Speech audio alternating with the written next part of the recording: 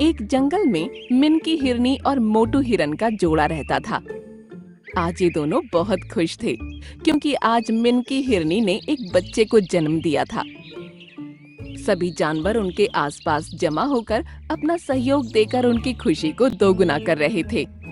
मिनकी हिरनी, तुम्हारा बच्चा भी तुम्हारी ही तरह दौड़ने में सबसे आगे रहेगा। हम सबकी दुआएं इसके साथ है। तभी शेर सिंह की आवाज सुनकर सभी जानवर एकदम से डर गए।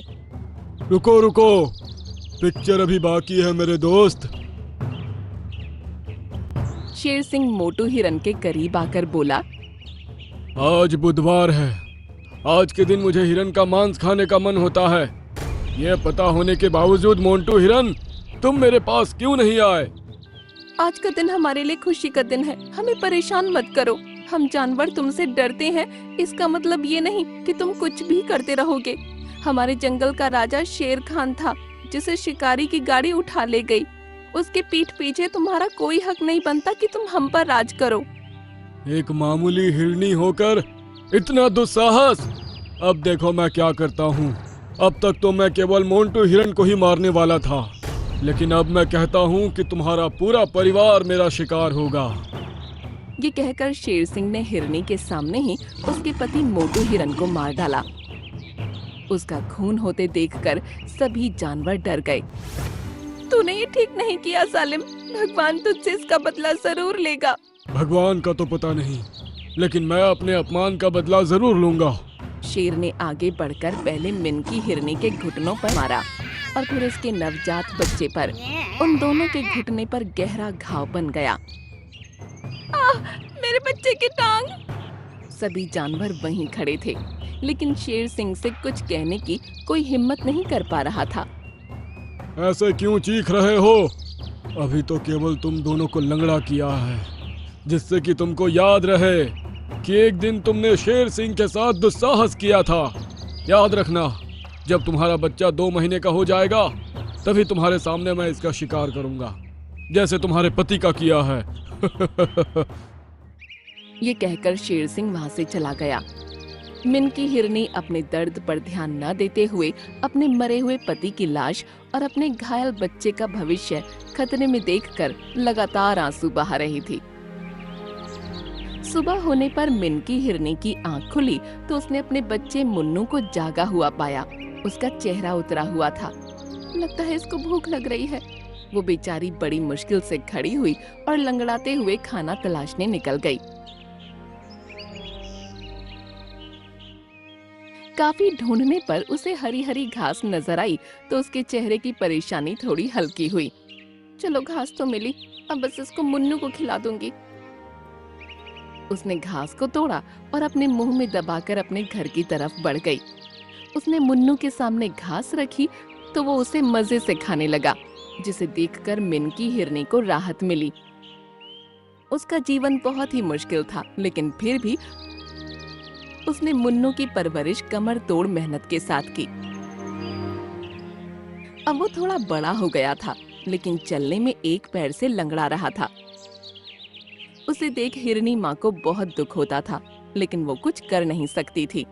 माँ, आपने मुझे बताया नहीं। मैंने जब से होश संभाला है, आपको और खुद को लंगड़ा पाया है। हम दोनों एक पैर से लंगड़े क्यों हैं? मेरे बच्चे, तुम मुझसे ये बात मत पूछो। क्यों छिपा रही हो इससे? कुछ ही दिनों में ये भी मेरा शिकार होने वाला है, जैसे इसका बाप हुआ था। ये बात सुनते ही मिनकी हिरनी डर गई और अपने बच्चे के करीब चली गई। शेर सिंह भी शैतानी अंदाज में हंसता हुआ वहां से चला गया। माँ, ये शेर कौन था और ये ऐसी बातें क्यों कर रहा था? तुम डरो मत मेरे बच्चे, मेरे जिंदा रहते तुमको कुछ नहीं होगा। हिरनी माँ अब मन ही मन सोच रही थी कि 10 दिन बाद उसका बच्चा 2 महीने का होने वाला है। आखिर वो उसको शेर सिंह से कैसे बचाएगी? इसी सोच में 10 दिन भी बहुत जल्दी गुजर गए। आज सुबह होते ही मिनकी हिरनी के दिल में अजीब सा डर उभर आया। उसने एक बार अपने सोते हुए बच्चे को देखा। मुझे माफ कर देना मुन्नू बेटा, मुझे अब जाना ही होगा। ये कहकर वो तालाब के पास गई और किनारे पर खड़े होकर बोली, हे भगवान, मैंने अपनी आंखों के सामने अपने पति को मरते हुए देखा और अब अपने बच्चे को मरता हुआ नहीं देख सकती, इसलिए उससे पहले मैं खुद अपने आप को खत्म कर दूंगी। मैं पानी में डूबकर अभी आत्महत्या कर लूंगी। तभी पानी में कुछ हलचल सी हुई और एक जल परी पानी के ऊपर आ गई, जिसके हाथ में एक छड़ी थी। अरे तुम कौन हो? मैं जल परी हूँ और मेरे अंदर अपार शक्तियाँ हैं। मिनकी हिरनी, मैंने तुम्हारी सारी बात सुन ली है और अब मैं तुम्हारी परेशानी का हल जरूर निकालूंगी। लेकिन कैसे?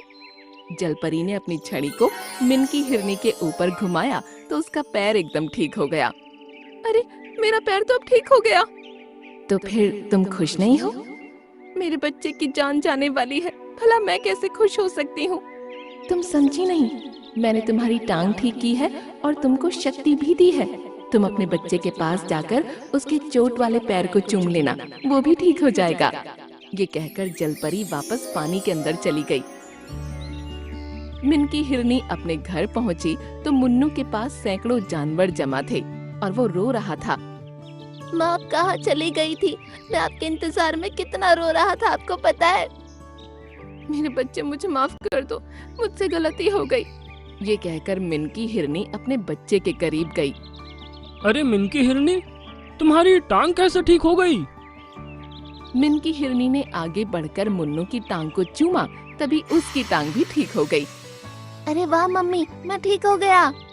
वो उछलने कूदने लगा और सभी जानवर ये चमत्कार देखकर खुश हो गए। अरे वाह, ये तो बहुत अच्छा हुआ। अब तुम दोनों यहाँ से भाग जाओ, वरना शेर सिंह आने ही वाला होगा। अरे अरे रुको तो सही, पिक्चर अभी बाकी है मेरे दोस्त। सभी जानवरों ने शेर सिंह की तरफ देखा और मिनकी हिरनी चिल्लाई, भागो बेटा भागो। ये सुनकर मुन्नू बहुत तेज भागा। उसके पीछे शेर सिंह हो लिया और बाकी सारे जानवर शेर के पीछे भागने लगे। कुछ देर भागने के बाद मुन्नू तालाब के किनारे जाकर रुक गया। अब शेर सिंह भी वहां जाकर रुक गया। बाकी सभी जानवर इस डरावने दृश्य को देखने लगे। हो गई तेरी पकड़ा पकड़ी खत्म, अब मैं तुझे तेरी माँ के सामने खाऊंगा। तभी तालाब के अंदर से जलपरी निकलकर ऊपर आ गई, जिसको देखकर सभी जानवर हैरान रह गए। शेर सिंह, तुमने अपनी ताकत का गलत फायदा उठाया। छोटे जानवरों को डरा डरा कर उनका जीना मुश्किल किया है और उनकी जानें ली हैं। मैं तो तुम्हें भी खा सकता हूँ, समझी? मुझे ज्ञान मत पेलो। अब तुमको पता चलेगा कि डर क्या होता है। जलपरी ने छड़ी शेर सिंह की तरफ घुमाई और शेर सिंह एक चूहा बन गया। अरे ये क्या हुआ? मैं एक चूहा कैसे बन गया? तभी बिल्ली की नजर उस पर पड़ी। अरे बाप रे! चूहा भागा और बिल्ली भी उसके पीछे हो ली।